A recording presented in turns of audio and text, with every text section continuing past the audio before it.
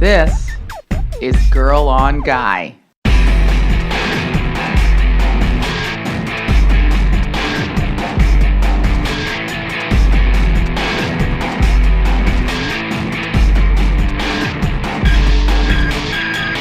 Hey everybody, welcome to Girl on Guy 220. Welcome to the show. This is a very special Thanksgiving episode of Girl on Guy. And whether you are feeling deeply thankful for all of your blessings at this time of year or wildly panicked about the future of our country, this is the place for you, because this is going to be a show where I get to talk to somebody very special to me. And I hope as you are moving through your holiday season, you speak to the people very close and important to you, your family. This episode is with my mom. I did an episode with my father years ago, I think maybe season 1, and I'd always intended to do this one, wanted to give the shows a little bit of distance from each other, but finally got to sit down with my mom and talk with her. She's had an extraordinary life. She's still living it in the most vivacious and vigorous way, and she's just had so many incredible experiences. And I think especially at a time like this where you may be separated from family members by, ideology, geography, experience, age. You may be feeling distanced from certain people in your family for various reasons. One of the most important and interesting things to do is to try to find a way to better understand and empathize with the people who came before you, cared for you, or grew up next to you, whether it's a parent, an aunt, uncle, a sibling, whatever. The holidays can be so conflict driven. It's so much about resenting having to go back and do something with people that you get along with sometimes, not all of the time. Maybe the conflict is heightened at the holidays and it's incredibly difficult to be around these people. But I think right now, at a time when, look, the country is incredibly divided and there are a lot of reasons to feel distanced from people, Thanksgiving and the holidays can be a time to try to find a way to bridge the gap between us. So I'm not telling you I have all the answers. I've personally, people probably out there know my political orientation. I felt of a lot of despair, and I'm sure I'm going to continue to feel an incredible amount of despair as we move forward through this particular administration. But what I can say is I refuse to give up on my ethics, on my morals, on my obligation to others. And there was a period where I just thought, well, fuck it, I can't do this anymore. But that's a stupid way to look at things. It really is. It's self-defeating, and it also defeats others. So what I've decided is that I'm going to redouble my efforts to speak freely, to express my ideas, to encourage other people to express their ideas, to encourage a healthy exchange of ideas. I always believe that if you have strongly held beliefs, then they can endure any onslaught. So if you're at the dinner table and you have some crazy uncle who refuses to talk to you because you don't agree with him, or maybe you decide he's too crazy to talk to, think about taking not just the moral high road, but the conceptual or ideological high road, which is, I feel good about where I am and my belief set, and you should too. And if you believe in your own core values and they're unassailable, then let's have a reasoned, thoughtful conversation about our differences. We used to do that in this country. You used to have a Congress that, despite being divided by political ideology, constantly reached across the aisle, constantly collaborated and compromised to move the country forward. And we have been stuck for a long time. And I think one of the reasons is everybody needs to be right all the fucking time. And instead of just trying to find a way in to the other side. So, this show is about talking, and it's about talking to people with different experiences than my own. And I encourage you, as heartbroken or angry or bewildered or just desperate or agonized as you might be, to try to find a way to understand people that disagree with you. It may do nothing but reinforce your own strongly held beliefs, but at least you'll know who they are, why they feel the way they do, and maybe how to change their minds. I don't know. Compassion starts with listening. So that's my entreaty to you. And then organize, make phone calls, send emails, volunteer. If you have money to donate it to your favorite charity. If you don't have, give your time. In the past, we've been in very dark times of a variety of types. And good people have always been steadfast. Through incredible injustice in the history of this country, people have never given up. And so I entreat you to never give up. That is my encouragement to you. If you feel great about the way the election went, good for you. If you feel terrible about the election, the way the election went, push through your own despair and find a way to reach across to the other side, to understand them, and to redouble your own efforts on behalf of justice and equality. I think that's what's critical here. Is the only way the country moves forward is by listening, not by becoming more and more polarized, more and more idiotic, and more like the slowly disintegrating nuclear core that is Kanye West. It's about trying to find a way to perceive other struggles as your own. I think that's a really important lesson to take with us into this lovely holiday season, where I'm going to alternately be listening compassionately to the rants and raves of others, and also drinking my feelings down into a tight and deliciously damp ball inside my stomach. All right, quickly with the business for this show. This episode is brought to you in part by Casper. Casper is a sleep brand that created one perfect mattress it sells directly to its customers, eliminating the commission-driven, inflated prices that you see in your everyday mattress store. Its award-winning sleep service was developed in-house. It has a sleek design and is delivered in these incredibly small, how did they do that size boxes. You free it from its constraints and it springs to life, and it is an extraordinary product. The Casper is an obsessively engineered mattress at a shockingly fair price. It combines springy latex and supportive memory foams to create an award-winning sleep surface with just the right sink, just the right bounce, and Time Magazine named it one of the best inventions of 2015. This mattress will not disappoint you. People just love it. It's risk-free, and it is an incredible price with free delivery, free returns, and a 100-night free home trial, which means that if you don't love it, they'll pick it up and refund all of your money to you, all of your money back to you. You buy this mattress, you sleep on it for more than 3 months, and if you don't like this thing, they will take it back and give you all your money back. Casper understands the importance of sleeping on a mattress before you commit to it, especially considering you're going to spend a third of your life on this thing, hopefully getting rest and a little bit of the old pow-pow. This is a big investment, and they understand how important it is that you get just the right mattress for you.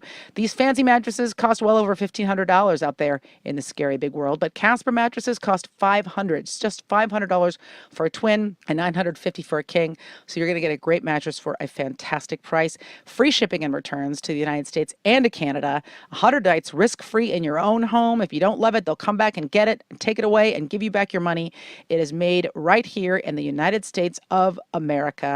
And it's a great idea. So if you're looking for a mattress or you want to give it as a gift, this is a great gift for someone. It shows up in this incredible box, and it's so much fun to unpack and even more fun to sleep on. Get $50 off any mattress purchase by going to casper.com/girlonguy and using the promo code girlonguy. That's all one word, GIRLONGUY. You'll get $50 off any mattress purchase with Casper. This is a sensational product that people adore, and people who listen to the show and have already availed themselves of this particular offer have raved about it. So I urge you to check it out. You cannot lose. 100 days free trial, all your money back if you don't like it.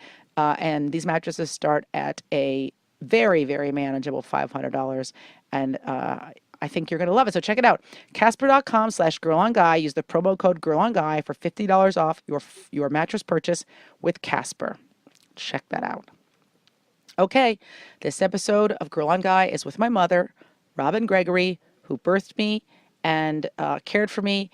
And even though my parents divorced when I was about 10 years old, has been an ever-present loving entity in my life for my entire time on this earth.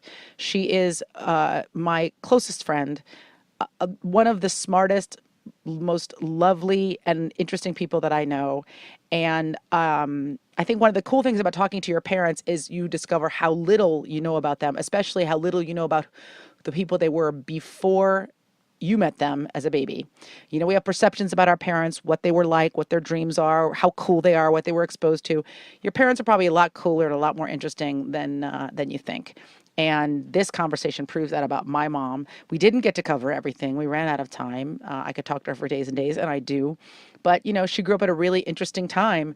You know, for people who are talking about inequality and injustice and all kinds of penuries and difficulties in today's age. I think about my mother, who grew up at a time where she still lived in a very segregated America, where they had separate water fountains and they had to sit in a separate part of the bus and they had to go to separate bathrooms. And she triumphed in every way. And she's a brilliant, brilliant woman with diverse interests. And she's my mommy. So I hope you enjoy this conversation. Ladies and gentlemen, this is Girl on Guy 220 with my mom, Robin, coming at you straight out of the Girl on Guy bunker and right into your face. Welcome to my show. Thank you. It's a pleasure being here. It's exciting. I've actually wanted to do this for a very long time. Oh, I'm really? thrilled. Okay. Yes. I don't know. I wanted to spread out the one of Dad and you. Okay. You know what I mean? Yeah, Just have to some kind of have space. some distance between the two. Yeah. And I'm thrilled. So, I'll preface this by saying we were hanging out this weekend, and you were talking. We were telling stories about when you were younger, and so I was so excited to hear those stories on the show. But I want to start at the very beginning. Okay. So, where were you born? In the beginning, there was light. I was born in Washington, D.C., What year? 1945. 1945. And I remember, like, stories that I remember about your childhood were that it was like a really seminal time. But you were talking a little bit the other day about like what DC was like when you were growing up and how it changed. Yeah. Well, I think it changed after I left. Really, more than when you were. Yeah, more it was than when a you it were was child? a it was a Jim Crow town. You know, it was segregated. Everything was segregated. I didn't really interact with any white people until I was in college. Wow. Except for some teachers I had in high school. Mm-hmm. But even up to high school, there was no interaction with any white people unless I went downtown to shop or got on a bus, because black people were not allowed to drive the buses in D.C. Really? Right. Were you aware of that as a child? Yeah, I was aware of it. Yeah? We were all aware of it, you know. It was just the way life was. And it's funny because when I meet people now, or, like in my adult life, they're saying, "Oh, it's so sad. It was so segregated." I said, "Well, I didn't really miss anybody." Really? No, we were having a good time within our communities, and everybody was in our communities. There were different strata, but we were all in our communities. And well, just to give you an idea about the segregation in D.C. Pause for 1 second. Plane mode? What So does that do? Keeps any interference from coming in. So you're saying, just to give you an idea of the segregation. Yeah, like if you wanted to get a job or rent an apartment or a house or something, you had to look in the colored section of the newspaper. They had white, they had colored. So you had to look in those sections. It was very segregated. And there were certain stores downtown we knew we were not welcome in, we couldn't go to. We just didn't go in those stores. Like department stores? Yeah, or? department stores. There was one called Garfinkel's.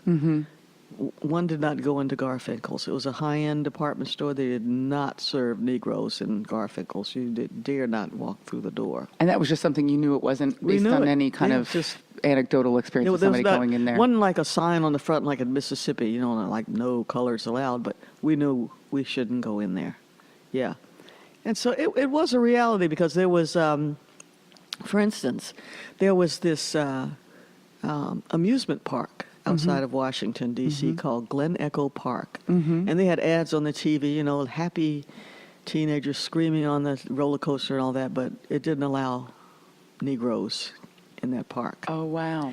And so, we always wondered what it was like. And then later, when it got desegregated and we went out there, it was like nothing. We thought, what was the big, what was anticlimactic? It was like, they were just keeping this all to themselves. What was your perception of, white people, like when you were growing up? Because, there's got to be this dichotomy that I think even exists today to a much lesser extent, of like living one way and then seeing yourself and also other cultures represented another way on the TV. For example, you couldn't go to the white amusement park, you couldn't shop in the white department store, but all the television shows were kind of exalting All the television shows, were of white people. Mm-hmm. So that, it was Ed Sullivan who had black entertainers come on his show. Mm-hmm. And if somebody came on, I'll never forget when Sarah Vaughan came on. Every black person alive during that time will tell you this. When someone came on the Ed Sullivan Show, everybody would jump on the phone and call all their friends and relatives and let them know that there was, like a colored person on the TV. There was quote unquote colored, like there were colored shows. There was Beulah, who played a maid, and there was Amos and Andy, Right. which was very popular. Right. Even though now it's like people see People it talk as- about it, but we loved Amos and Andy. It was fun, So it's just there were anomalies like that, But then we had our black publications like Jet and Ebony, and Yeah. so we were able to see ourselves there. But we were aware of it, but I don't know that we were aware of it, but we were just living our lives within that context, and it wasn't bad. It wasn't that bad in terms of everyday life. Yeah. It was a very nurturing environment. Mm-hmm. Like at my school, our teachers taught us a lot of black history in our schools. Mm-hmm. Everybody was black, everybody. Right. You didn't see any white people, they just weren't there. Wow. Mm-hmm. That's interesting because I guess that like if you are not like one thing I think is noticeable if you're a minority in a dominant culture society like this one is, although it's obviously changing really rapidly, that you're never not aware of that fact on some level. But maybe you were less aware of it, I guess, We were every less day. aware of it because things weren't integrated. We weren't surrounded. It was very shocking, when they integrated the schools and those brave children had to march through the crowd and then be surrounded by people who were hostile to them. So in our own communities, it was just ordinary life. Right. Mm-hmm. When you were young and you were going to school, like what was the sense of what was possible for you, like with your life? Like when you would talk or you would think about what you wanted to do as an Not adult? much. We thought it could be a woman, really, just Really more not than even just a person of color, like a person, woman. A yeah. woman, a woman. You thought of a career as a teacher or a secretary or a nurse. Mm-hmm. Yeah, yeah. We didn't really see these big horizons. Really, some of us may have. I don't know why I didn't, because we had people in my family on my father's side that did stuff like they were writers and things like that on my father's side. Well, here's another interesting thing, not just Washington, because my father's family lived in Atlantic City, New Jersey before it was ruined by the casinos and all. And Atlantic City was like a mecca for black people in the summer. Everybody came there, all the entertainers, Wow. black people had money. They all came to Atlantic City to spend the summer or some part of the summer there. Like, for instance, 3 doors down from my grandmother's house, my grandmother lived there. So I went to see my grandmother every summer and spent the whole summer there. And we went to the beach every day. And 2 houses down, Duke Ellington's family would come and spend Wow. summer, and I would play with his granddaughter and all that. So there was all that going on. Wilt Chamberlain, like he tried to date my aunt, and he came. I remember him coming to the house, and he had to bend over to get up on the porch. He was so tall. We were going, ooh, he's a tall person. So, so here's the interesting thing, though. The beach, when you went to the shore, the streets that intersected with the boardwalk, they called that the name of that particular beach. Like, there was the Missouri Avenue Beach, the Mississippi Avenue Beach, the Tennessee Avenue Beach, like that. The black people had 2 beaches side by side that they went to, Mississippi and Missouri. Okay. Okay?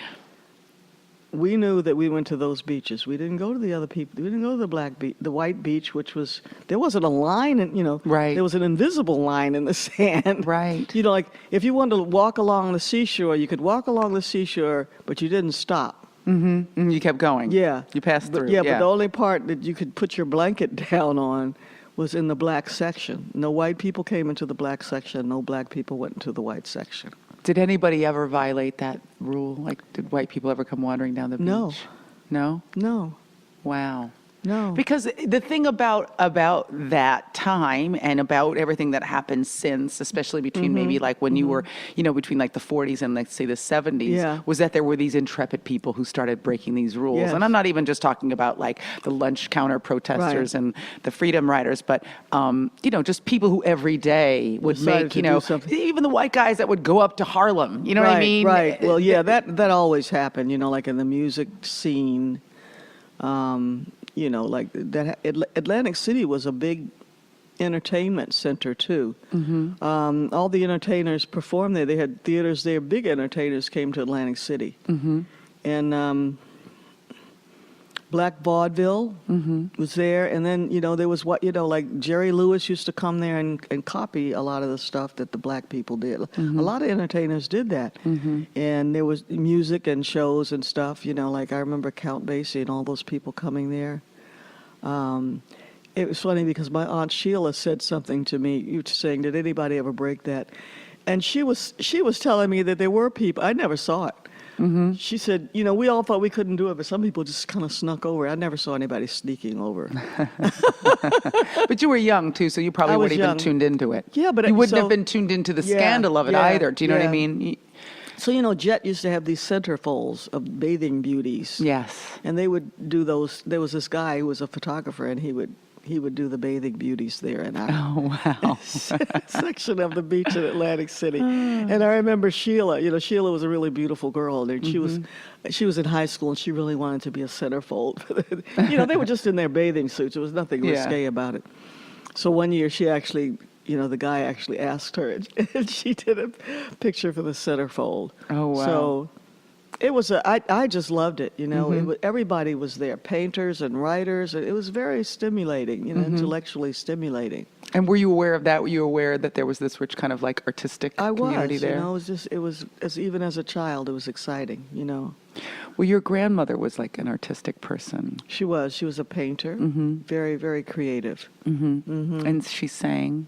And what? She would make up songs. She wrote children's stories, and she made up songs that she would sing to us. And yeah, and she painted, and it was interesting because she never really left the house much. Really? Yeah, she she never went to the beach with us. Wow. She stayed at home almost all the time.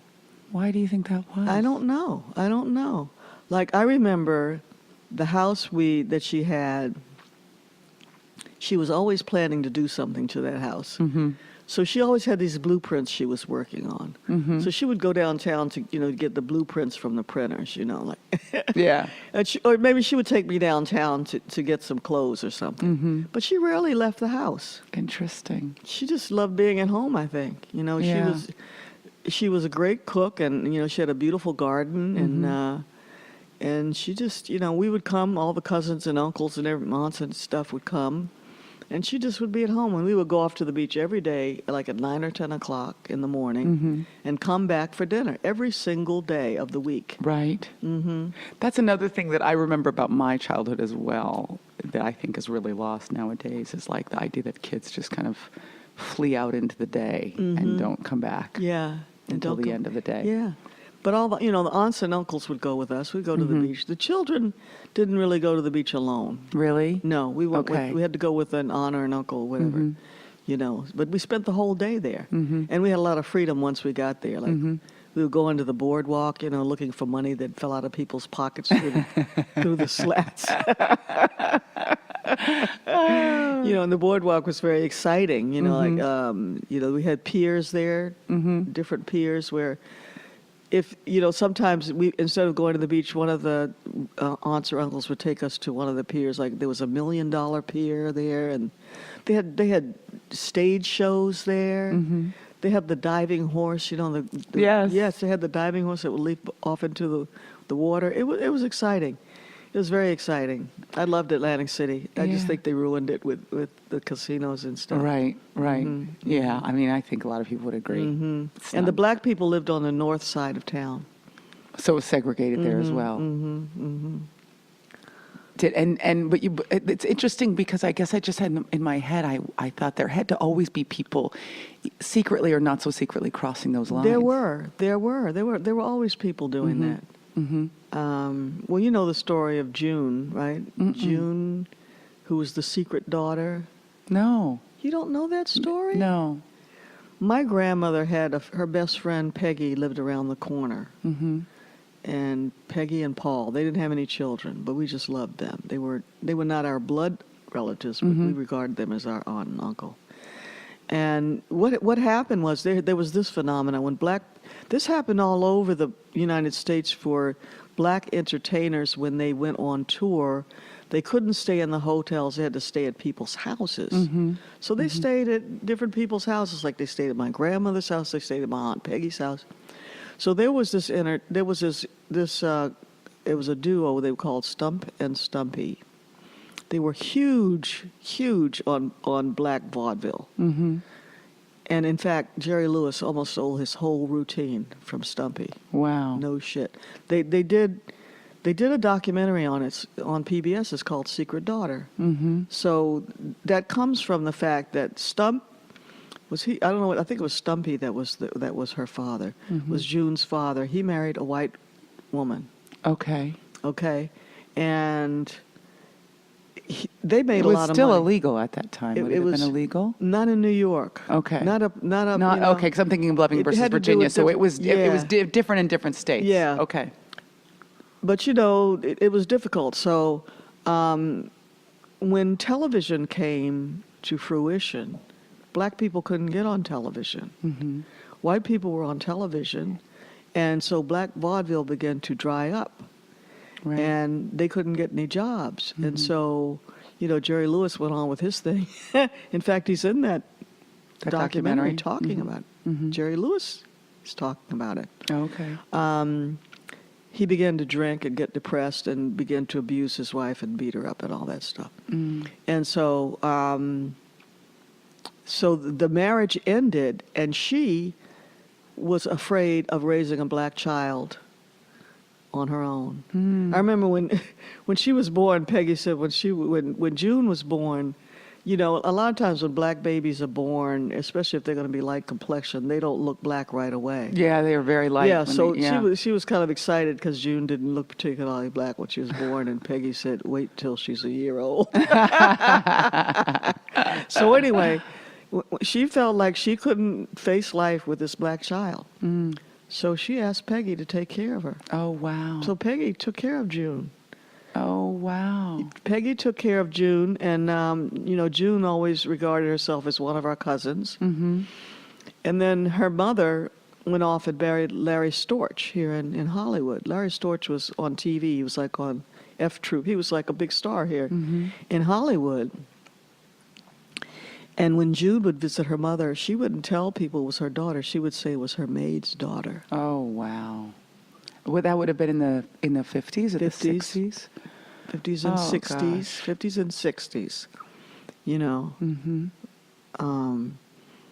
which was, can you imagine the psychological thing? No, of your mother saying that denying, you're yeah. And then desperately wanting the affection of your mother, and so taking it any way you can get it. But being treated like her an mother interloper. was drop dead gorgeous. God, she was a beautiful woman. And What she a had an heartbreak. ex-model. She was just beautiful.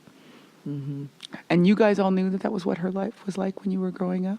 I didn't really find out about the real details of it till June made that movie. Mm-hmm. I just didn't really know the whole background. Like, Wow. suddenly there was June, I didn't know. Yeah. Yeah. What was you brought something up that I think is really interesting, and I wonder how you perceived it when you were growing up, which is that within the black community there was a lot of awareness, and there's still a lot of awareness, although not as much now. Again, of how the temperature of people's skin, right? Like very dark and very light, man, and how yes. people were treated. And you grew up and you were a light-skinned black person. How did people treat that for you? Well, Washington was a southern town, really. People don't understand that it's below the Mason-Dixon line. The color thing was really strong, the paper bag test and all that crap. Explain to people the paper bag test who are listening who don't know what that is. Like to be accepted, people would hold a paper bag up to your face, and if you were darker than the paper bag, You just didn't pass muster. You had to- Right. But it was kind of like an arbitrary, it wasn't like you were trying to get into a club or anything. Yeah, It like was maybe you were yeah. trying to get into a club. Oh, really? Not a dancing club, but like into an organization or something. Right. But it was very obvious who was light and who was dark, and then there was Right. a whole thing about the hair. Mm-hmm. You Good, know. yeah, good hair, Yeah, which good, persists. good, quote to this unquote day. hair. Mm-hmm. I I didn't remember any preferential treatment for myself somehow. I do remember my mother telling me, I think I was about 3. She said I came screaming into the house, crying, saying, "Am I white? Am I white?" And she was saying, "Why do you think you're white?" She said, "Because the kids say I'm white. The kids say I'm white. Am I white?" I was very upset. And she pointed to the stove and she said, "You see that stove? That's white. Are you white?" And I was like, "No." She said, "Go back outside and play." Did when you were older, like when you were a teenager, did it come up? I just wasn't aware of it coming up. I was aware of it because there was this incident when I was in the 6th grade. There was a really self-hating teacher. She was very dark, and she would put on this makeup to make her face look lighter, but actually she looked gray. Mm-hmm. Mm-hmm. She was really self-hating. And there were these twins in the school they weren't really, really light. They were a beautiful kind of copper color, but they had this beautiful black hair that hung down to their waists. Oh, yes. And she used to treat them, like dollies and everything. And one day I was in the bathroom. I was in the 6th grade, but I was ahead of my class, so I guess I was about 9 or 10 years old. Mm-hmm. I was in the stall, and I could hear her berating this child. And when I opened the door, it was like a really dark child. Mm-hmm. She was like so ugly to this girl. And the other, the beautiful girls were over to the side. And I don't know I just walked up to that teacher and I told her about herself. Really? What did you Yeah. say? Do you remember? I can't remember what I said, but I was aware of why she was doing it. And I got really pissed off. I was just like this little skinny kid, really. Yeah, you were this little kind it's of like knock need. Anyway, she grabbed me and she marched me to the principal's office, and I was in trouble and everything, and I didn't feel upset about or wrong about it. And then they called my mom, and my mom came to the school and told them about themselves As well. Well, as a part, I was on the crossing guard. They called us patrol girls and boys. We wore these little things like cadet. I don't know how to describe it. It's Yeah, like a the little belt that went sashes. across you. Yeah. And, But it was like it goes across and then it has a little belt. yeah. Mhm. And we were like crossing guards and everything, and they stripped me of that. It was like Oh, really no, scandal. scandal because I told this teacher off. But Yeah.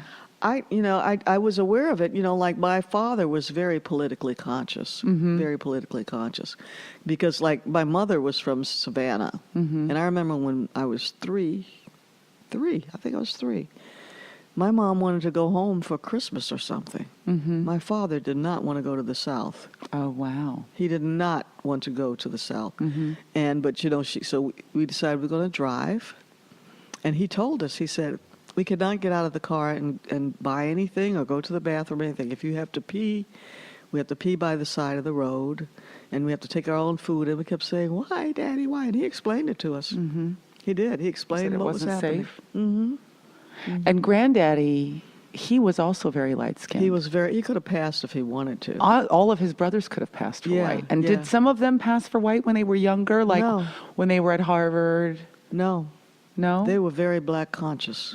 My grandfather was, very black conscious. So they never tried to do anything like that.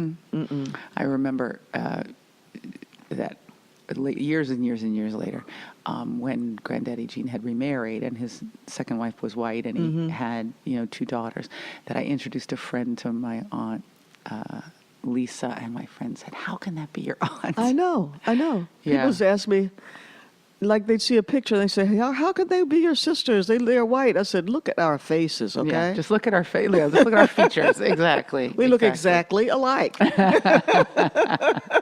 But even Fetty and I, with exactly the same genetic material, have different colored skin. You know what I mean? We're different shades. Yeah. Yeah. Yeah. But I guess I wonder, this is a delicate way to ask this question, if sometimes, if you are a light-skinned black person, you have to really fight a little harder for your ethnic territory than somebody That's with true. darker That happened skin. a lot when the Black Power movement came. Yeah. Oh, yeah. It was like a big deal, you know, like suddenly light skin wasn't the big thing anymore. So all the light skinned girls wanted to be darker, you know. Right.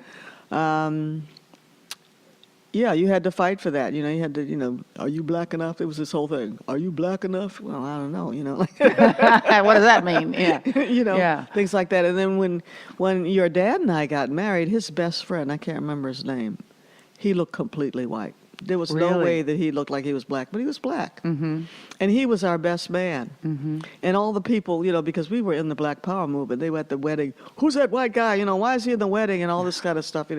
And somebody said, well, you know, his mother didn't run as fast as your mother.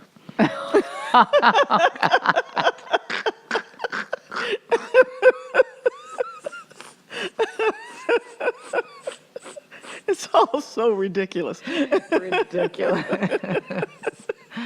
Oh my God. But light-skinned people got preferential treatment, not just from white people, but from other black people. Mm-hmm. You know. I mean, again, and I guess that was something I was really wondering about because I feel like, you know, it goes all the way back to slavery, obviously. Obviously. Yeah, but you know, even that thing like when I was a kid, would be, ooh, you know, you got good hair. You know what I mean? Like this idea of like kind of being made not to think that you're beautiful and so Right. prizing this other thing and anything that resembles this other thing, you know, becomes meaningful. Well, you know, I was in that whole thing where I wore my hair natural and I got the homecoming queen thing. Well, I want to talk about that, but I want to come to it. Okay. I want to cover like your time in high school because Okay. I remember like hearing, you know, you were like this very studious kid. You were like this Yes. good kid. You know, you weren't a rebel, I imagine, No. even though you told that teacher off. Yes. How did you turn from, you know, kind of somebody who was, you know, and I know you were like, you had advanced a couple of grades and you were like Yeah, this straight I A was- student. Well, I went to school when I was 4, and they put me in the kindergarten. And after a week, they said, no, she's too far advanced for kindergarten. Let's put her in the first grade. Mm-hmm. Well, after 2 weeks of the first grade, they wanted to put me in the second grade. Mm-hmm. But my mother wouldn't allow it. She said, that's just too much. You know, Right, then- a 4-year-old Then in I the would have second been grade. beyond my brother, too, who was 16 months older. She didn't want I me to see. be beyond him. You know, like, we were in the same grade, like when they skipped me to the first grade. She didn't want me to be beyond him because he was older than me. She didn't think that was a good Even though idea. you guys kind of look like twins. Yeah, we did. People always thought we were twins because we were only 16 months apart, and we were very close to each other and looked alike. Yeah. So, wait, I lost my train of So thought. you're- so- They Oh, they wanted to the- put you in the second grade, but yeah, so your I, mom said no. she didn't, and then you were asking me. Oh, just about your, you know, because whenever I think of you in college, you know, I think of you as being this kind of rebel. Right. I was, yeah, I was always conscious about Black history. I read about it, you know, it was in my family, you know, like there were reading materials always available about it. Our teachers taught it, you know, it's like I was very conscious of Black people's place in this society from a really early age. And I remember, you know, like I felt like I wanted, what is the word? It's like I just felt like a social justice person inside. Yeah. And when I was in high school, though, it was not an issue. When I went to my high school, had just been integrated, like maybe a year or two before I got there. But all the white people bailed out. Okay. There were like about 10 white people that stayed. And they didn't interact with anyone. They sort of clung to each other. I don't know Wow. why their parents didn't take them out, or maybe they just thought it was a good idea for them to stay there. But, you know, it was the first time I encountered white teachers. Yeah. And but it was a great high school experience. It was a fantastic high school. It was the academic high school in the city. You had to qualify to be there. So, because I didn't live in that district, I had to go all the way across town. So you, to it go to was school. some kind of equivalent of busing, but not No, really because not it was busing. academic. It was an It academic. was academic. magnet. I mean, you Yeah. just took the bus. You just took Yeah. public transportation. to get Right, there. right, okay. Yeah, like that busing wasn't even a factor at that point. Right. Busing came a little later than that. Okay. So our school was quote unquote integrated, although you hardly saw any white students. great education. It's a great education. But the whole being involved in the movement happened in college. Yeah. So before that, that wasn't really how you saw yourself. You were aware of this stuff, but you didn't Yeah. think of yourself as an activist. Well, there was nothing really going on, like, I remember my father being so excited during the Montgomery bus boycott. Yeah. Yeah, he talked You felt about like that. something's happening. And the other thing we were aware of, I guess I was about 8 or 9 when Emmett Till was lynched. All of the kids talked about it. We were just little kids. We were very aware of Emmett Till's lynching. Also, We because knew he about lynching. He was a child. He was a child. We were aware of lynching, and then this happened without, it was a big deal, because his mother would not allow them to do anything to his face. She had an open casket. She wanted everybody to see what happened to him. And my brother was really touched. He was like really upset by it. Yeah. Yeah, I mean, it was such an act of brutality and against a child. You know what I mean? And I think that was a really galvanizing thing for a lot of people. But things would happen. Like, we knew the police were hostile. There were no black policemen when I was coming up. We knew the police were hostile to black people. And in fact, this kid, when I was about 12 or so, he got killed on a golf course. He was a paper boy. And he got shot in the back on a golf course by a policeman because he used to go across the golf course to deliver papers. And then one night they just shot him, So we were aware of these things. What did they say? Why did they say that they did that? They didn't say. They didn't give a shit. Back then, they probably weren't even forced to give an answer. No. There were a lot of Southern people on the police force.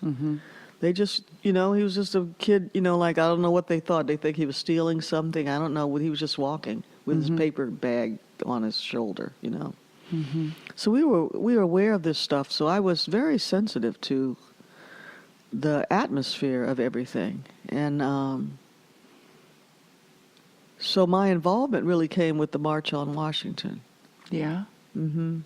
How old were you? I was 17. Hadn't turned 18 yet. I was 63. I was working. I had a summer job working for the Department of the Marines downtown. And I remember reading about it and getting very excited about it. And I decided I wanted to be a part of it. And so I did. I went and, joined the staff. Did the logistics thing and met all these people. Like organizational stuff. Yes, the planning. They were all. I met Bayard Rustin and all those great people. I saw Martin Luther King up close, and so there was a movement on campus. It was called the Nonviolent Action Group, which was a group that formed right before SNCC. Which was the Student Nonviolent Coordinating Committee. So when I got to campus, I joined that group, which was after the March on Washington, because I met a lot of those people there who were working on that march. Did SNCC form at Howard? SNCC didn't really form at Howard, but there was a large group of people who were there, who were seminal in the forming, like Stokely Carmichael was a student there, and he was Stokely Carmichael, Courtney Cox, Ralph Featherstone. These were like big names in the SNCC thing. And, some people at the campus were doing the freedom rides. They were going down on the freedom rides. So it was, a lot was happening. So this was like, not your radicalization, I guess, because this was always kind of who you were, but like your galvanization, where you started to be more of an activist. Yeah. How was that also being a student? Like, how did that fit into your life as a student? Like, was it hard to do both? It wasn't because, we were a small group on campus and everybody was sort of bourgeois, It's a lot of sitting around in salons and discussing ideas. Well, joining sororities and stuff, but I wasn't doing any of that stuff. You were doing all that bullshit. Yeah. So we were politically active, and we would do demonstrations and stuff. And so, like a lot of people were arguing against it. They just thought it was, too radical. And they were the hair, the hair thing, and just the radical action that we were taking on campus and off campus. There were so many events that happened there, like it was just the beginning of people becoming aware of what was going on in Vietnam. The war hadn't really started, but we were sending what they called advisors to Vietnam, which were like foot soldiers. And they were called advisors, but they were really just about to infiltrate the whole thing. And so they brought Madame New to the campus. She was like this. We were just becoming aware of the stuff that was going on behind the scenes that we had no idea about. You know, so Madame New came to the campus and General Hershey, and we did big demonstrations against them. And you know, we didn't allow General Hershey to speak, and so some people got expelled behind a big demonstration that we had against him. Really? You know, it's also interesting because at that time, I mean, there's still student activism, and there probably always will be. But you had so much less information available to you back then. I mean, I think a lot of the thing about the protests then was that what the story we were being told about the war was different than what was really happening. Exactly. But it was very hard to verify. That's right.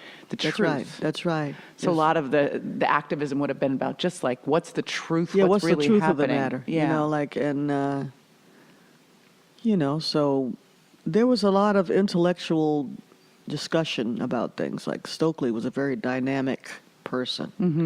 You know, he drove a lot of the dialogue there on the campus. Rap Brown came, his brother was there. Ed Brown was his brother, he's older. He was involved in SNCC. Rap Brown didn't go to Howard. He went to, what's that big football school in Louisiana, Grambling. And but he came up and became radicalized by his brother. So he was just like a football player at college, you know. Right. Like, so it was a stimulating time. And when they had Mississippi Freedom Summer, I worked in the SNCC office in D.C., which was like sort of a liaison office between the people who were down in Mississippi working on the voter project and the Justice Department. Like I had to call Katzenbach, who was the head of the Justice Department, and report incidents to him that were happening down there. And that's when those 3 guys got killed, you know. Yes. Oh God, why can't I think of their names? Goodman, Schwerner, and Cheney. Cheney. What did you ever feel like your own safety was at Occasionally, because like we did Right. some demonstrations down on the eastern shore of Maryland. It was very racist down there. And you know the National Guard attacked us, you know, Really? with tear gas and bullets and stuff, and that was pretty scary.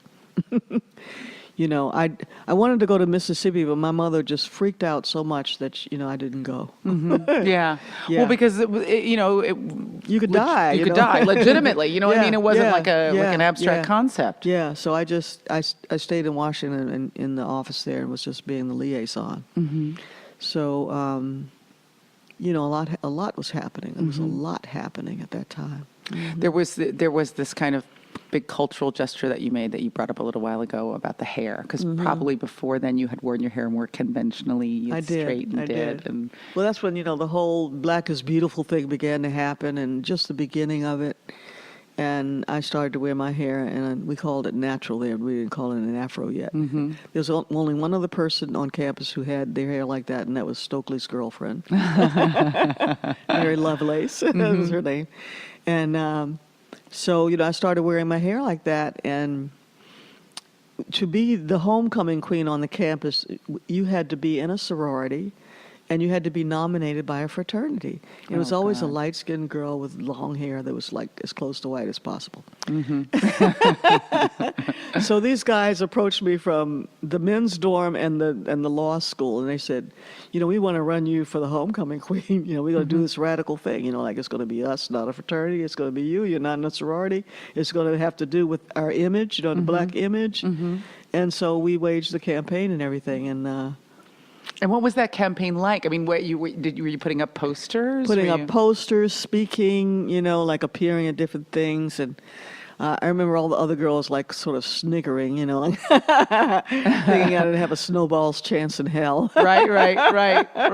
You know, and so the whole campaign happened, and when I won, everyone was just shocked. Yeah. They were shocked. Because it was something bigger than just this. It was one. bigger than Yeah, that thing. It was like the we weren't first. doing it for the vanity beauty thing. We were doing it to make a statement. Yeah. And about our our beauty, you know, and I was shunned a lot, you know, like if you were the homecoming queen, they would make a big deal out. They would invite you to a tea, you know. These professors would invite you to a tea. I never got invited to the tea. Really? Wow. They would present you at the tea with this bracelet they gave you for the homecoming. Like quiz. a who's who kind of bracelet with little charms on it a or charm. whatever. They just delivered it to me. They Oh, wow. Wow. yeah. So they were real upset about it, you know. A lot of people were upset about it. And other people were elated about it. You know? Yeah. Did it change the conversation about beauty on that campus? It did. It made a huge. It was like a huge shift about it. You know, some people started wearing their hair natural. You know, who had not been doing that before. Right. Well, it was validating. Validating. Too. Yeah. Because I mean, I think even today, Black people and especially Black women are made, you know, like you keep hearing this conversation come up in workplaces too. You know, like people don't want you to wear braids, they don't want you to wear natural, they don't want you to wear dreads, That's they right. want you to fit into convention, you know. Yeah, like the year after, they ran another woman. She was a very beautiful woman who had a hair and an afro, and she was dark. She didn't win, and everybody just felt the color thing was still alive. Right. I mean, these kind of incremental moves forward. Right. When you're at Howard and you're involved with SNCC, and you know you're organizing and everything. And what was your undergraduate degree? You were a fine arts major. Fine arts, yeah. It's in the What art did you think department. you were going to do with your life? I wanted to be a painter. I really wanted to be a painter. And then, you know, like we were not taught to be bold though, you know, like how are you going to make a living? How are you going to stay alive? Blah, blah, blah. So I minored in education. You know, so I could be an art teacher. You could teach. Yeah. I mean, I think people are, no matter what your background, and, you know, people, especially women, and I think when people of color, especially back then, would have been said, oh, you know, how are you going to make a living? You know, do something responsible. But that's also the time in your life when you're thinking most radically about what, you know what I mean? Yeah. It's the time when you feel bravest. That's right, yeah. Maybe because nothing's happened yet. So, you know, kind of anything is possible. Yeah. Like the first thing I tried to do, you know, like after I graduated, I had met your dad by then. And we came to California, we came to LA. I tried to get a job in a display department for a department store. Like doing the window? Yeah, like doing the displays. Well, it was they didn't hire women, you know, like, I'm sure the color thing was the thing, but I think it was more like the woman thing. They didn't hire women to do that job, but you could get some like jobs in the background to do Right, it. So right. I got a job at Sears making the signs for the store. Painting the signs. Actually, there was this old kind of printing press. Okay. You set type by hand. Wow. And then you ran off the cards to make the signs. Yeah. Yeah. Oh my gosh. So I got that job, and I did that, and then when we moved later on, when we moved to the Bay Area, I kept trying to get into that field, but I just couldn't get in. They just weren't hiring any women. So then I decided I better go on and try to be a teacher. It's so crazy too, because now I would think if you looked at that field, it's probably all women, Probably all women. you know? How did you meet Dad? Oh, he was dashing. Well, this is really interesting. I'll tell you how I met him. He was a photographer. We had these things, you know, Stokely and Rap and different people had set up these dialogues. They were called rap sessions. And so people on different sides of the spectrum would get, and they would meet and they would talk. And, you know, like, I guess they recorded it and stuff. And so there was this one session where, you know, the black people in the black movement were talking to people from the Ku Klux Klan. So there were Ku Klux Klan guys there. Wow. And then us. And your dad was there taking pictures. Wow. So he was taking pictures of me. And then he had seen me earlier in a demonstration on campus. He had taken some pictures. So then, you know, that's how I met him. He wanted to show me the pictures that he had taken. That's always a good way I in. know, that's a good. Sam used to say, you know, yeah, those photographers, they always met the women, you know. I want to come right back to that story, but what was that like? Because I have to tell you, I can't imagine. You know what's so strange is I can't imagine that happening now. I know. We had dialogues with there was a white power movement. What was the name of those guys over in Arlington? It was like a paramilitary movement of white nationalists. We had dialogues with them. Mm-hmm. These guys were from and then there were these guys from the Ku Klux Klan, the Knights of the Ku Klux Klan. Right, like just that they would, the that Order of the either Camellia. group would have been open to meeting with each other. You know what I mean? And thinking that, because the only reason you come together for dialogue is because you think that there's some Right. result, Right. some ideal result that could come out of it. Well, we just wanted to see if we could talk to them. Right. And they Right. were willing, so, Yeah. instead of just hate, like, okay, let's get in the room and see, like, we're just human beings here. Of course, nobody really agreed with the other person's point of view. Right. But it's like this thing that people don't know each other. A lot of hate comes from people just don't know each other, Yeah. And that was yeah. really interesting. Those sessions were really God, interesting. that's amazing. There was a lot of exciting stuff going on back then. They were the Berrigan brothers, who were like these Catholic priests. They were brothers who were priests. They were very involved in the movement. They were always putting on things, like to break through these barriers. And it was a very exciting time. Mm-hmm. Yeah, I mean, it was like this dynamic time. And I think in a lot of ways, it seems so backwards to us now, like there was still so much segregation and, lynchings and all this violence. But like now, like people don't even talk to each other. They're just polarized and kind of drifting tectonically away rather than together, and nobody wanting to work with anybody else on anything. Nothing has really changed. That's the thing that nothing has really changed because we can't really. People don't want to talk about it. They deny it. They instead of talking, like, let's look at this thing. Let's talk about this thing. They just deny that it's even happening. And it's more subtle. Like your dad was always afraid to go to the South, and I told him I felt better in the South because I knew how they felt. Whereas in the North, they were just pretending. Right. You didn't know who. You didn't know. Yeah. It's like like they had the game face on, but who knows what they were thinking inside. Whereas you knew where they stood in the South. But yeah, it's really kind of having the perspective that I have and having lived as long as I've had, I don't really feel it's upsetting what's happening, but I'm not surprised by it. I'm not surprised by any of it because it just looks the same to me in a different way. Really? It's a different way. We keep patting ourselves on the back about how much progress we've made, but we haven't made any progress. When I say that sounds very absolute. We've made a lot of progress, like in terms of opportunity, in terms of the current generation, there's a lot more interchange among younger people that just didn't happen before. It just didn't happen. And like when I go to the South now, I remember the first time I went back to the South, which was in 1998. I hadn't been to the South in a long time. It was just like completely different. We were in Atlanta, and Sam had some friends there. We were driving through. It was on the outskirts, and I said to Sam, yeah, they used to hang us from these trees, and now look, we're just riding through here, and we're not afraid.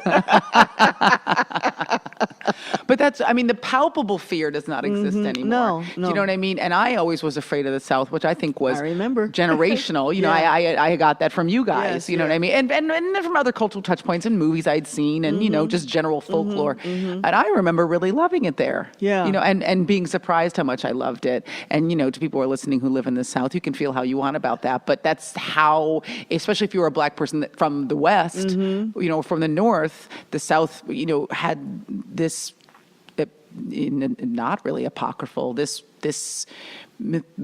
great mythology of being like a place that was really, really dangerous to be black. Your dad never wanted to go to the South. We lived in D.C. He never wanted to go over the bridge into Virginia.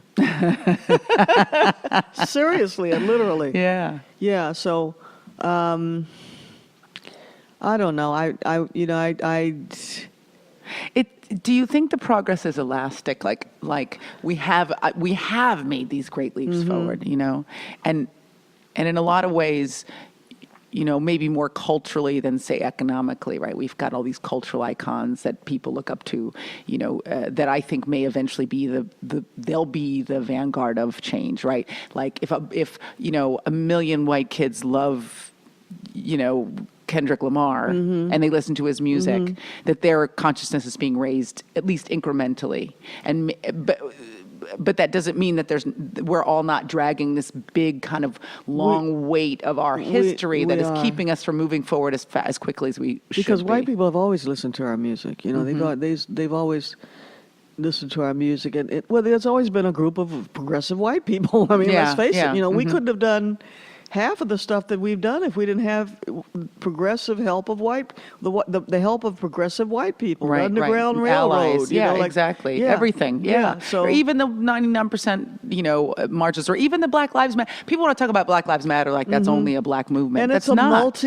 It's a multiracial movement. And I was thinking about them last night. I think the only people who are afraid of Black Lives Matter are the people who think that Black lives don't matter. It's true.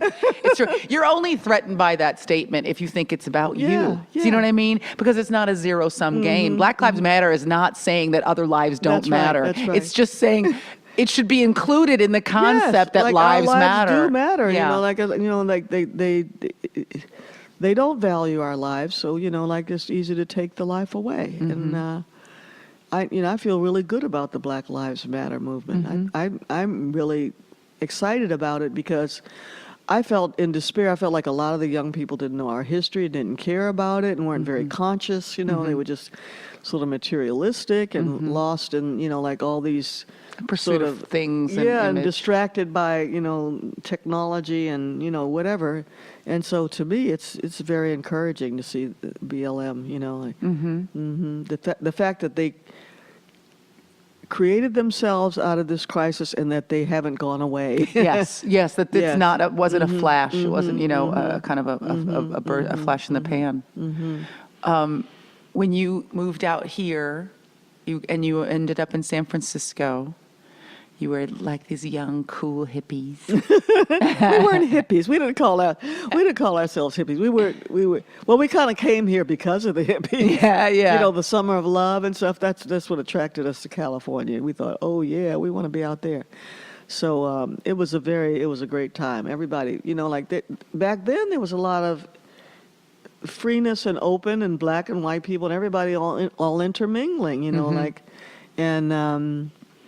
It was a very exciting time, musically and culturally, and life was a lot freer and relaxed, and it was a great time. You guys moved to San Francisco, and then when did you get pregnant with me? 1969. You were born in 70, and you were born in San Francisco. It seems in some ways like that was your and Daddy's manifest destiny. He's a photographer, and you were a painter, and you were an activist, and you kind of came to the most progressive place in the country at that time. But then, in other ways, you were having kind of a conventional.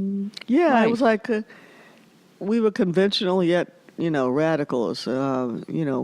We lived in the Fillmore. It was not called the Western Addition, then it was the Fillmore. We went to the Fillmore. We saw people at the Fillmore and Winterland. We saw all those great groups. That's when I began to listen to quote unquote white music. And because even music was kind of segregated. Music was segregated on the radio and in sales and everything before then. They called it race music. Black music was called race music. It's crazy. So it was like ghettoized music, on the radio and in the stores and everything, And I think I didn't even realize that white people were listening to our music until much later in life. I thought, oh, they really were listening to that. Yeah. I mean, since the very beginning. Since jazz and, Yeah, from way back prior. They listened. But yeah, I mean, you're made to feel that there wasn't, you should stay on your side. Stay on your side of the fence. Ours. Yes. What white music were you listening to when you got to San Francisco? Well, like Chicago. I loved Chicago. Yeah, everybody loves Chicago. And then I met Santana. Oh, cool. I met him because we had these friends, and one of them was a bass player, and he played He played with Santana. He played with this group called Electric Flag. Mm-hmm. So they had this big show at the Fillmore, and it was like I was just getting introduced, and I thought Santana was white, he's like a light-skinned Mexican. Mm-hmm. And back when we were growing up, you had two realities. You thought they were white people, black people, and then quote unquote foreigners. That's exactly how people talk. Oh, he was a foreigner. Ridiculous. So anyway, I was backstage, and Linda Tillery was singing with that group with our friend, the bass player, and Santana came on. He started playing. I thought, wow, who is that white guy? I was like, well, he's not really a white guy. And that's Santana, so when he first kind of started. So I was getting introduced to all that kind of music, and I really liked it. Yeah. I mean, how did your perception of like how you were moving through the world at that time change? Because, I won't be able to. Sometimes I have these ideas and I'm trying to like kind of crystallize them. Like when you're young and you're an activist, and it's about trying to kind of create space for your own power and your own actualization. Sometimes it's grander. It's about like social justice and equality and access. But then there's this other fight for freedom, which is like your own fight for your own personal freedom, your personal expansion. Well, what happened with me was I kind of got the movement began to go into a bunch of different manifestations, and I got kind of burned out about it. Like I knew the people in the US organization. I knew I hadn't met any Black Panthers yet when you were born. I met them late. No, I did meet them before you were born because we were living in Berkeley for a little while. And they were all in Oakland. Yeah, like I met some Black Panthers in Berkeley. Like Cheryl lived next door, and she had her roommates were Black Panthers. Cheryl's my godmother. I know. So I met Bobby Seale and all those guys then. It was the spring of '68. And so, but there was this other part of the movement that was getting real radical, and they were threatening each other, like the whole rivalry, which we later found out was set up by the government. Right. But that's a smart way to disempower a movement is to start to pit them against each other. So I began to really withdraw from some of that, like you said, we were doing this kind of radical thing, but then we began to become kind of conventional, like to have the conventional family. Smoked a lot of dope. That was fun. I never did any like really heavy drugs. So, like my one experiment with LSD was terrible. So, was it? Oh yeah. Tell me. We both could have been dead because of it. Really? Oh yeah.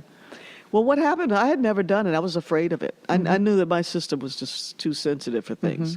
But we had this couple that we knew. They came out to San Francisco, and they were like heads, like, oh yeah, like acid, so and so and so. So your dad decided that he was going to try it. Oh no. So we were all sitting around, and they were all high, and I thought, okay, I'm just going to try it too. Yeah. But what happened was these people were from the East Coast, and they didn't know.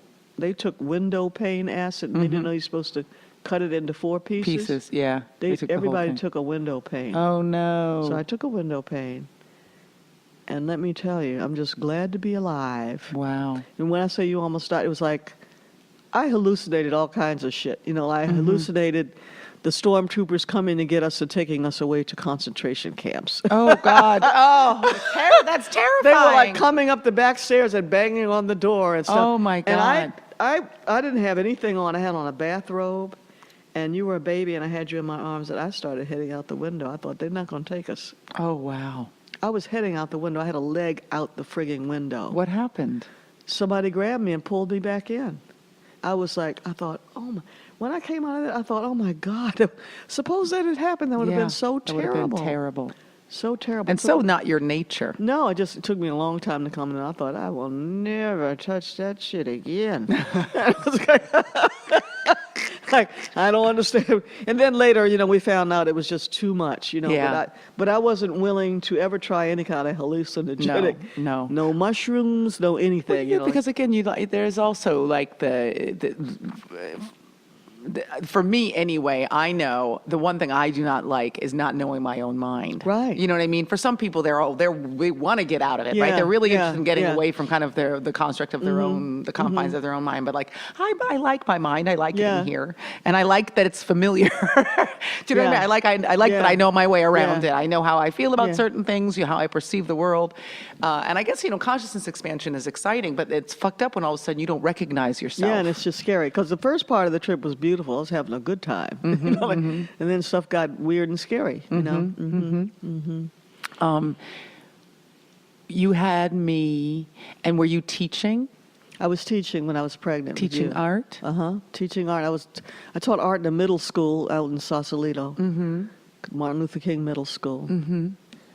Yeah, out there. And were you still able to pursue your own artistic pursuits, or at this point you were a mom and a teacher? No, because the place we lived in a 2-story flat there, and I painted upstairs. I did huge canvases. Oh, wow. So you were painting that whole I was time. painting, That's yeah. great. That's great. And what was Dad doing? He was a butcher. He was a butcher at that point. Yeah. Yeah, which he did for Always most of doing my his childhood. photography, but that's how he made his living as a butcher. When I was a little older, you were the teacher in my school. Right, in the Montessori school. Yeah, yeah. I always, I think that like the struggle for someone, if you're an artistic person, is like, there's always a battle between trying to find time for that and the rest of your life. Right. Do you feel like that's always been a part? Later on was when I stopped painting, when I had to really just, when your dad and I split up, I had to figure out how to support myself and all that kind of stuff. But he was very supportive of what I was doing. Always facilitated whatever I wanted to do. So he helped me do that, and that was really, really wonderful. When did you guys start? Because it's funny now, I can't quite remember it the way that I want to. When you started getting involved with the ashram. I did want to talk about the Montessori school just slightly, because when you were born, when I was pregnant with you, I heard about Montessori, and I got really excited about it because of the approach to children's education.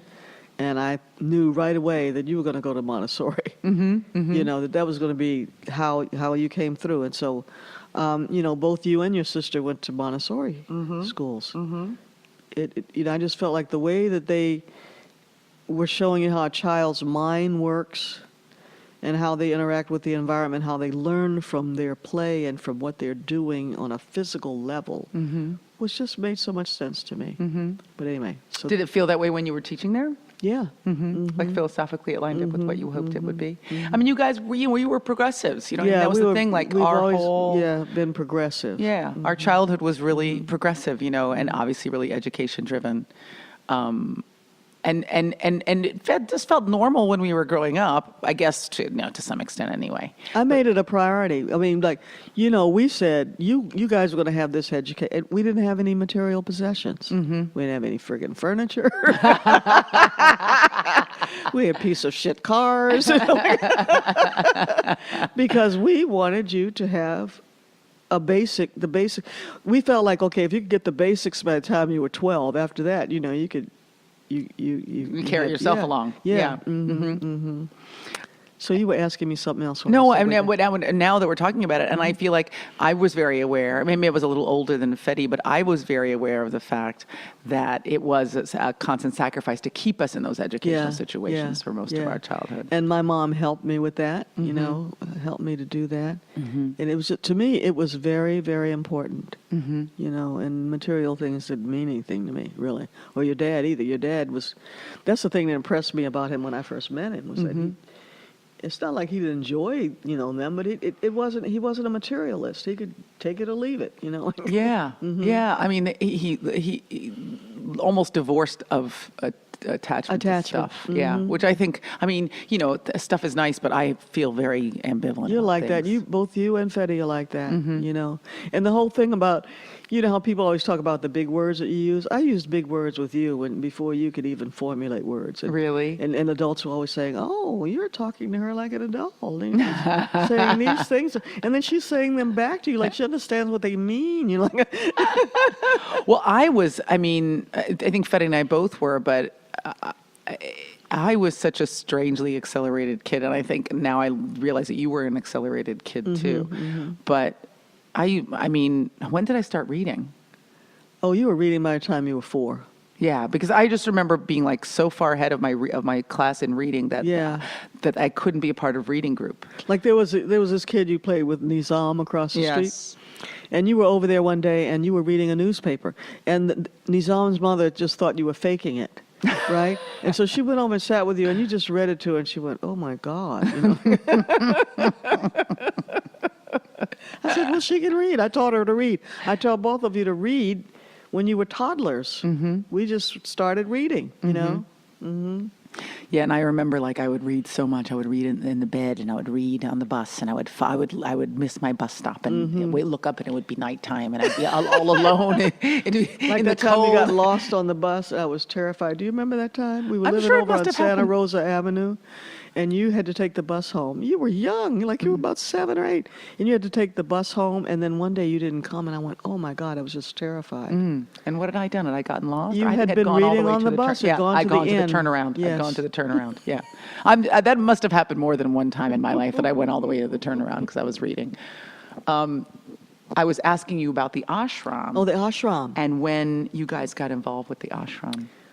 Well, let me start at the beginning of all that. Before I came to California, like your dad had moved out to Los Angeles, and I finished my last semester at Howard, and I had roommates and all that. He was already out here. I had always felt that I was able to communicate with whatever you want to call God, and I always felt that there was something more than what was happening here on the physical level. And I remember I was very sick with the flu. I was staying with these friends of mine because I was about to come out here. I had to fly, like at the end of the week, and I had moved out of my place, and I stayed with them until it was time for me to leave. And it was late at night, and there was this talk show that came on late at night. I'm trying to remember the guy's name. Was it Marlo Thomas's husband? Donahue? It might have been Donahue. He had Maharishi on there. And I was laying in the bed, sick with the flu, and then he brought Maharishi on there, and I just sat straight up, and I thought, "Oh, this is it. Wow. This is what I've been looking for." Because I used to have fantasies. Well, I used to tell myself when I was in the movement, okay, if they put me in jail, I need to be able to be on a certain level where I'm not afraid of what's happening to me physically. Right. Can I project myself out of my body or find some level of equanimity where I'm not connected to? Yeah. So when I saw that, I thought, "Oh, that's the thing." And then I came out to Los Angeles. He was transcendental meditation, wasn't he? Yes, transcendental meditation. Mahesh Yogi. So then when I got out here, your dad had a friend from Pittsburgh, Dee Quant, and she lived around the corner from us. And she was into TM. And then we met this other guy named Stan Lewis, who was really into TM. So there were these black people that would be getting to meditate. And, well, at the time, Stan was doing two things. He was doing Rosicrucianism, so I started to, dabble around with Rosicrucianism. I don't know what that is. Is that like Zoroastrianism? No. It's like the Rosicrucians were sort of an outgrowth of... They were like two, I don't know what the base of it was, like the Masons went this way, the Rosicrucians went that way. It was like a spiritual practice. Okay. And anyway, I remember getting really still interested in TM. And so when we left LA and we came back east again, we went to New York and we got initiated into TM and I started meditating. That was the beginning of the meditation, right? So all those years I've been meditated, was into yoga and meditation and everything. And then I was always studying some spiritual thing, trying to find out about spiritual practice. And then there was Ekankar. Ekankar was this movement I was studying where you actually Just like astral projection. traveling and all that. And then how did I hear about Bob? I think I saw his picture on a post in Berkeley. Mm-hmm. You know, like Muktananda is coming, and I said, "Ooh, I wonder who he is." So we were all in the TM. We had already been to Ethiopia and stuff. Right. We lived in Ethiopia. We lived for in a sec- Ethiopia. yeah. We were on that meditation course up in the mountains. You know. I remember. Oh, I remember. I think that's one of my earliest memories is when we were in Ethiopia. and you played with Stan's daughter, Maya. Sana. Yeah. And so so I met Baba after that, you know, like, and I decided to go see who he was, and that was, you know, I just met him, and that was just it, you know. That was a big part of your life for most It was of a my huge childhood. part of my life. It still is a part of my, I don't go down there anymore, but it's still a part of my life in terms of my relationship to him. Do you think, because now you're a Buddhist, Yeah. so do you feel like those are compatible practices? I feel like it's all the same. You know, like I didn't come from a religious family. My family weren't, you know, people always think all the black people were in the church. Well, my people were not in the church. Yeah, I mean, I remember, you know, I would visit Grandmommy every summer. We never went to No, church. we didn't. No, we weren't. We were intellectuals. We were not in the church. And but I always had a spiritual part of me. Like when I was a little child, I would get up on Sunday and go to church all by myself, and I would go to all these different churches trying to find out what they were all about.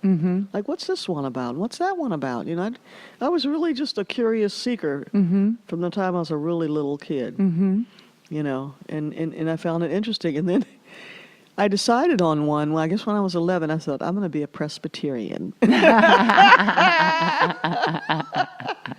And I chose Presbyterianism because it made sense to me intellectually and spiritually. It wasn't like, you know, those churches where you just kind of, oh, you know. Yeah, And, yeah. and you're not thinking. Right, You know, yeah. to No, me- you needed yeah. some structure, some intellectual structure around it. And how long were you a Presbyterian? Maybe up until, you know, when I got into college, I began to go to the AME church. You ever seen those churches? Those churches were... Those are the holy. Well, they not. There's lots of holy roller churches. It wasn't a but- holy roller but church. don't they do a lot of singing? No. No? They're a lot like Presbyterians. Oh, okay. Yeah. African Methodist Episcopal Episcopalian. Church. Yeah. So it's a lot like Presbyterians, really. So I started going there. And then there came this point where I just felt like everything was hypocritical, so I stopped going to church. And that was the end of that. But I never did go to the, you know, like the typical black... I went to those churches to visit. I liked their music. Yes, I mean, there's nothing like going to a Baptist church. Yeah, like for- the for- music. for You the know, get like my down. best friend in Yeah. high school was a Baptist, so I would go to church with her sometime just to hear the music. You know? Yeah, that's. I mean, it's a very specific experience in a Baptist church. Now, you know, you're in a different part of your life where you've been able to go back to being more of an artist. Yeah. Like embrace that part of yourself. Yeah. But maybe not as fully as you wanted to. Like I know you want to start painting again. I do. I haven't painted for years. I really miss it. Yeah. What do you think is keeping you from diving back into it fully? Working. That's what I could never balance the two things. Yeah. You know, like I kept trying to do it. It's like when I don't know if you remember when I was in that house on 55th Street, I had that drawing board and, you know, I would try to paint there. And I was always trying to paint, but it's like the energy would just be, some people can compartmentalize. I couldn't do it. You know, like you're exhausted at the end of the day. You might have an idea in the middle of the day, but then it was gone by the time you got home. And then you were tired and you were taking care of your family. And it's like, blah, blah, blah, blah.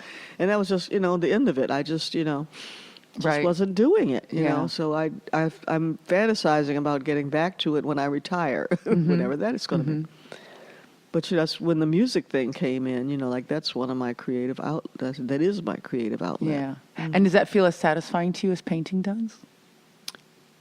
Yeah, I'd say it's about the same. I want to be doing both, though, really. Right, right. You want to just be living a totally art-driven life. Well, the thing that's great about painting is that you don't need anybody. You just Yes, you don't have to book with anyone Yeah, and have yeah.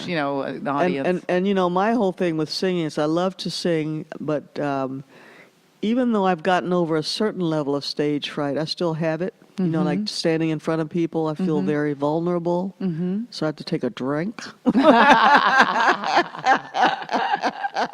That seems perfectly normal to me. I don't even have the excuse of stage fright when I take a drink. I'm just taking a drink to take a drink. You know, to just relax and just fully express myself, so I won't have the inhibition. You know, because alcohol takes away your inhibition. Yeah. I think alcohol is like a big occupational hazard for singers. Oh, I think so. I think for all performers, because I think in the beginning it's literally therapeutic. In the sense of like, okay, this is going to relax me or Yeah. calm me down or make me more brave or less inhibited, whatever it is, and then it becomes this ritual, and then it becomes a crutch, Yeah, then you feel like you can't do it without it. You know, like and you don't trust and you're yourself. afraid to do it without it. You know, so there's that. How was your experience with your stage fright when you first started performing? Well, I actually went to a hypnotist. Yeah. You know, like I was singing with that big choir, you know, that jazz choir, The Oakland Jazz and then Choir? I was doing some solos with them, and I just wanted to get over my stage fright. So I heard about this guy that worked with entertainers on their stage fright. He was a hypnotist, and he really helped me with it a lot. He did? It did help you? It did help me with, you know, to just sort of visualize certain things, and you know, like he was really good. You know, I really credit him with a lot of it. And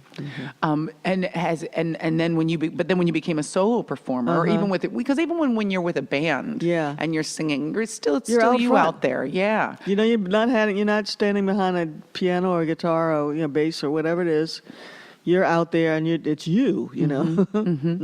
How do you manage it now? I mean, do you have other methods besides the cocktail, which is a perfectly acceptable and effective tool? Yes. I drink a little tequila before I go on stage. And then because he had visualization things, like he was saying, okay, your fear, I had to come up with an animal that represented the fear. And so it was like a Doberman Pinscher, or a pit bull or something. So just imagine that, like he's staying at home and he's chained to the doghouse. He's not with you. Yeah. Things like that. Yeah. I would envision those things. So, and then, once I get going, then I feel more relaxed and all that. It's like, on the stage, and because I feel like I really do have something to share. You do. Yeah. Yeah, but and it's interesting though, because I think most of us think about people who want to be performers, or who are born in some way to be a performer, that like stepping up there is a natural thing. Yeah, like some people are natural performers. I just wanted to sing, and the other part comes along with it. Right. Like, I remember reading, that Michael Jackson was terrified. Like when he recorded with Quincy Jones, he had to have his back. He couldn't look at the people in the studio. Oh, wow. He had to turn around and look at the wall. And record without looking at the people. So, when I realized that almost every singer has some level, there's some that don't, but everybody has it, like I thought, I didn't feel alone. Right. Yeah. I mean, and also there's something about the power that comes from confronting this fear that you have, right? Like really staring it down repeatedly. Yeah. That diminishes its power over you, but that there's no way through that. Or around it or over it. You just have to do it every time until it gets less powerful. I think if I performed more, like I'm not performing often enough, I think when you do it a lot, it becomes easier. It's like if there are big gaps in between, it's like you're starting all over again. It's like, it's better it'd be great if I could just, have a gig every week. Right. I mean, just so much in your life has changed over the last few years. Yes, there is. That, you're reconfiguring it, and, kind of as you go, and trying to figure out what you want your life to look like now. Yeah, I have no idea. When as you know, I started singing really late in life. I think I was 50. And it was just this thing where I thought, this is something I've always wanted to do, and so I'm just going to do it, And I was glad I did. I've made those 2 recordings. I'm proud of those They're recordings. incredible.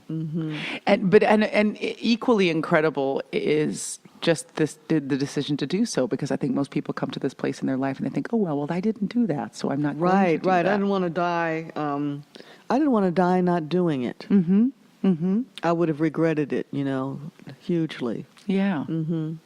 What, you're probably going to retire in the next couple of years. I hope so. What do you want your retirement to look like? I want to do creative things. I want to paint again. I love the water, but I'm not I'm not a confident swimmer. I would like to really be able to swim. You swim adorably. You swim like an old-fashioned lady from the 50s. I with do. Your head out of the water, your flowered cap. An elegant lady of means. So, and the fear is because I almost drowned twice when I was a child. So Really? Yeah. I didn't know that. You didn't know Mom. that? No. Once in Atlantic City, I got swept in an undertow. Oh, maybe I remember you telling me Yeah, this story. And what happened? I remember kind of surrendering to it because I couldn't do anything about it. Really? And then that was when you popped up. No, this guy saved me. Oh, wow. He saw me go under, and he just, all of a sudden I felt this strong arm around me and took me out of the water. Wow. And then he put me down, because it was my friend. Both of us got towed under. He went back to get her. And he put me down in this water that was like up around my ankles, and I was so terrified I couldn't walk out of that water. Oh, my gosh. It was So a terrifying scary. experience. And then another time, it was after that, I was swimming in a pool, and I almost drowned. Was it just that you got tired, or? I mean, I just wasn't a good swimmer, and then I went too far I went to the deep end, and I just, Did somebody come and get you out? Yeah. But I love the water, so I want to take an adult swim class to get my confidence back. I would love to travel a little bit, I'd just like to have a creative rest of my life, It's funny because I wonder if when you were young and you had your kids, you thought you would have creative kids. You thought you would have artistic kids, or I did. yeah. I did. I knew I'd have creative kids. Because that was like who we were, Right. And it turned out that way. It For did sure. turn out that way. And, I told you we had your horoscopes done. This guy did your horoscope. He told me exactly what was going to happen with you. What? And Fetty. What did he say? He said you were going to be famous.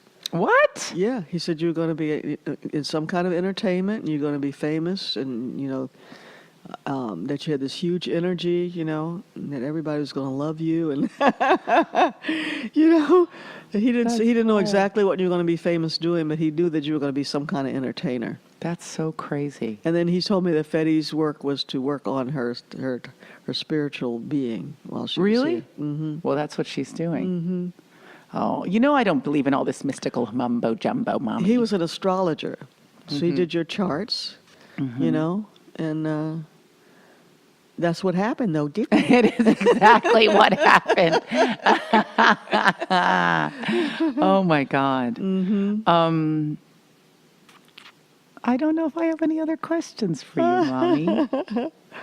I love you. I love you too, I sweetheart. feel very fortunate to have been, not, but to be your daughter.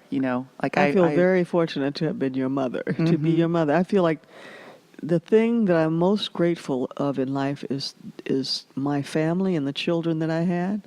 I feel really like my entire family has been just such a blessing to me. People don't get families like this every day. My whole extended family, and then you guys as my children. I feel like you're my greatest creations. And one thing I just thought of was that you and Dad, like, even though you divorced when we were pretty young, I was 10, Fetty was 6.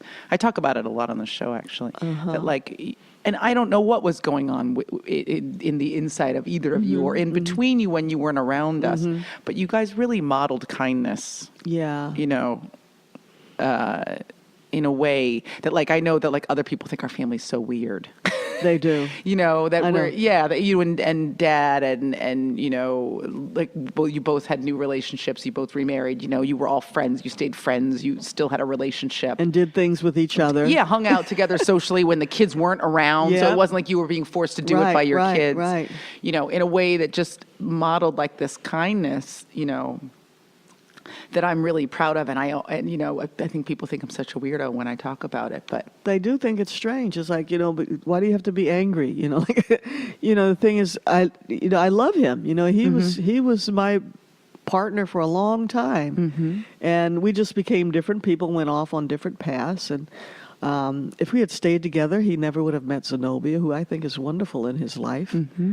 You know, and I like being this way, and yeah. you know, being inclusive is a lot more fun than holding on to anger and resentment. And there was nothing to be angry about or resentful Right. about. Right. You know, we were young when we got married. You know, we gave it the old college try. You know, we were married for 15 years, and we just became different, and our lives are different. But that doesn't stop you from loving somebody. Yeah. Yeah. It's I think probably one of the greatest gifts I think that you have given me.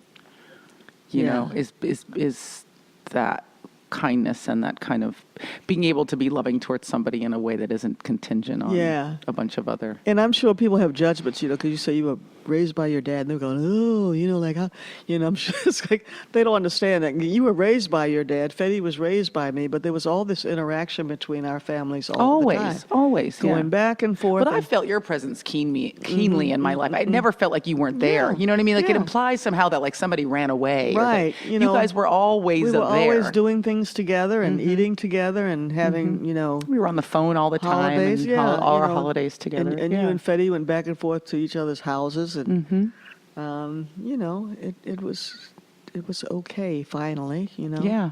Yeah. It was rough on Fetty in the beginning, you know, because she was very young. Yes. Yeah, it was. And she was young and it was harder for her to understand, you know. And also it might be personalities, Yeah. you know. I mean, I just forget everything.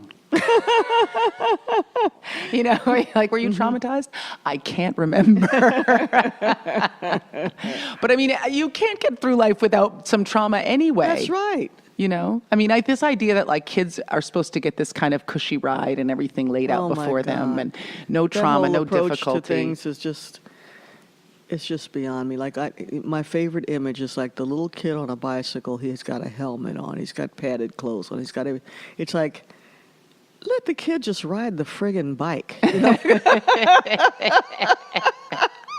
You know, it's just so Yeah. weirdly overprotective. It's Yeah. Well, you guys were not protective parents. I mean, you No. really kind of pushed us out and encouraged us to kind of get out there. And that was another thing that I really loved about the way that you parented was that my friends were asking you the other night, like what you said when I said I wanted to be a comedian, Right. you know, and you were like, go for it, you Yeah, know.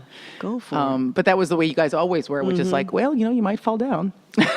What if I fall down? Well, that might happen. Yeah, yes, and you just get right back up. and- Exactly. Exactly. And it's you know, you guys instill bravery, which I'm also very grateful for, both of you. You know, Yeah. I lucked out when I got you. We lucked out too. So one thing I had forgotten to ask you about that I wanted to was about when you went to live in India when I was a little kid. Fetty was a baby. Fetty was 2. Okay, so I was 6. And what kind We of we were all supposed to go together, okay. but then we couldn't afford it. And so we had to make a decision. You know, first we were all supposed to go together, and then we thought, well, maybe I could just take just both of you. And then we realized that didn't have money to take everybody, and you know, we both realized it was an important thing to do. So then that's when, you know, we decided that I would take Fetty and you would stay with your dad. And Fetty was a baby, so, Yeah. you know, infants, or not a toddler anyway. Yeah, So, yeah. like, it seemed to make more sense that she would go with you. Yeah. And you were gone for a long time. I was gone. I was gone for about 4 or 5 months. What was that like for you, because it would have been such a different experience. I mean, just living in an ashram, kind of culturally different from, just America and what. In India, right? Yeah, yeah. It was a wonderful experience. I really missed you. We were writing. We wrote to each other. Your That's dad funny, it had was a a hard little- time. He was like trying to figure out how to deal. He said he woke up and he was terrified the next day. Because they would just have this kid he had to take Yeah, care of all really by like himself. what to do. And it was a long time. It wasn't like a month. You know what I mean? It was really. Right. It was a long time, It was the greatest spiritual experience of my life, being there in India, and meditating every day in a holy place and living in that culture was. What was it like for Fetty? I mean, she was a little baby. She but- was 2.5. The Indians loved Fetty. Yeah. Oh yeah, they always wanted to give her things, which I didn't want her to take because I didn't want her to. Every now and then, they would give her something, and then she would get terrible dysentery. And then some of them wanted to take her with them and go somewhere, and I said no. No. no. Yeah. Because it was out in the country. Yeah, you had no idea. I mean, just anybody, any country, anywhere. It was strange people taking Yeah, your baby yeah, away. Yeah. Yeah. So, she had other children there to play with, and you just had to adapt to everything. Like you only had hot water once a day, a bucket full, which you had to do everything in: wash your hair, your clothes yourself. Right. Did it transform you? Oh yeah, Yeah? absolutely. I don't know how to describe how it did, but it did. It was like a really deep connection to my spiritual self there.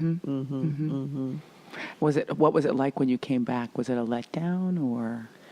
Yeah, it was like even when we came back from Ethiopia, it was like you just found yourself, like you could find yourself in the middle of the street and wonder how you got there because the rhythm of life is different. I mean, like it's not like there are these clocks all the time. It's like the sun comes up and and you go to bed early. You go when it gets dark, and you have this whole routine with meditation and stuff, and so the rhythm is different, and so when you come back here, it's like a rude awakening. Yeah. Everything's hard and fast, Right. Would you ever do that again? Go live? I would love to do it again. Yeah. When I saw that movie Eat, Pray, Love, Yes. I was looking at it late one night, and then I realized that they didn't say it. I guess they couldn't say it. It must have been some legal thing. But she was at the ashram. I remember watching that movie and thinking, oh, that seems like that's the ashram that That my was the mom ashram lived in India, and I Yeah. thought, oh wow! And I just really wanted to go back again. Really? Yeah, there's also like the idea that your whole day is just kind of regulated by like prayer and By service. spiritual practice. And there was a village. The village of Ganeshpuri was right down the road. So you could walk down there, and they had like these hot springs. I would go down there and just, take a hot, like a jacuzzi type bath where the water came from the hot springs. It was, very rustic. You see, elephants walking up and down. And Wow. Wow. It was lovely. I really loved India. It's really an ancient civilization, still here. And everything seems to be infused with spirituality, Of course, it's probably scary in parts there too, but there's But very it never- tribal parts Yeah. there. Yeah, I mean, it's interesting because it's all of those things, right? Like this very prayerful culture, and then also, can be very violent.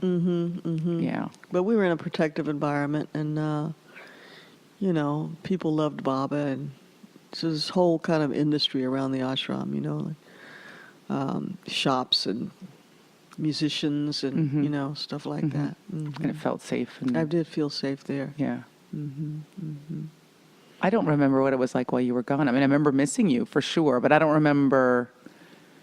I guess that was the beginning also just of like mine and my dad's like relationship Yeah, kind of developing yeah, in a different yeah. way, and us being like a little team. Yeah, And then we all lived in the ashram and then here. and then did that kind of did your living in India there in the ashram there think like kind of drive the idea that we'd move into the ashram Yeah, here? yeah. How long did we live there? Must have been a year or so. I felt like a good amount of time. Yes. I mean, We had the most unconventional We did. of lives. We did. You wake up really early in the morning and you go meditate, and then they would pack they would pack our lunches. And I do remember yeah, that. and then, Yeah, with a bunch of weird stuff. Would do Oh, I the loved all flowers that for the stuff. ashram in the morning at 3:00, and then I'd go to, take you guys to school and then go to work. It was a lovely life, really, to have that kind of spiritual schedule interacting with secular life at the same time. And I guess as a kid, for the most part, I was very playful too, because you had to do some service, right, seva.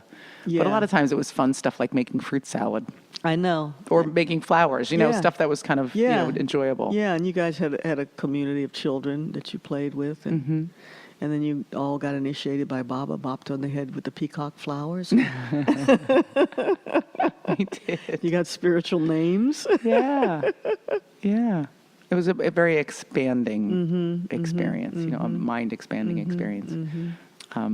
Separate from spirituality, just that there were so many other ways to live than just the kind of conventional one that people painted for you. Right. I love you, I love Mommy. you Thanks too, for doing my sweetheart. show. Oh, I thank don't know. Did we you. cover everything? Probably not. Probably not. Maybe we'll do another one someday in Okay. the future. But I'm excited that we did this, and I'll put links on the website to your CDs so people can hear your music. Great. Yes. Wonderful. My mom is a very fantastic jazz singer and a mistress of the classics. Love you. Thank you, sweetie. Yay. All right. That was my mom. I loved it. I hope you loved it too. You know what to do. Next episode is the awesome all listener question show. This is your last chance to send me a question. Anything you want to know, anything you want to hear about, send it to me. I will answer it. It is never too early, but as I have said many, many times, it will soon be too late. So send me your questions. Instagram, Tumblr, Facebook, Twitter, all the handles, Aisha Tyler and Girl on Guy. Come say hi to me. This is your shot to ask me a question, any question, or say anything you like to me for the All Listener Question Show. I'll read some of your letters. Some of you were backers on Kickstarter. I'll make sure to try to bring some of you in who have written me letters on the Kickstarter platform. But this is your opportunity. If you have a question, write me a letter. I will respond on the All Listener Question Show. Thanks for being my army, for giving me strength every day to move forward. And I hope that in my own tiny way, I may have given you a little bit of strength to move forward as well. Because there is no direction, my friends. There is no other direction but forward. And hopefully, together, upward. You are my army. You are brilliant. You are indefatigable. You are compassionate. And you are legion. I'll touch you on the next one. Late. Girl on Guy is a production of Hot Machine. Blowing shit up since 2009.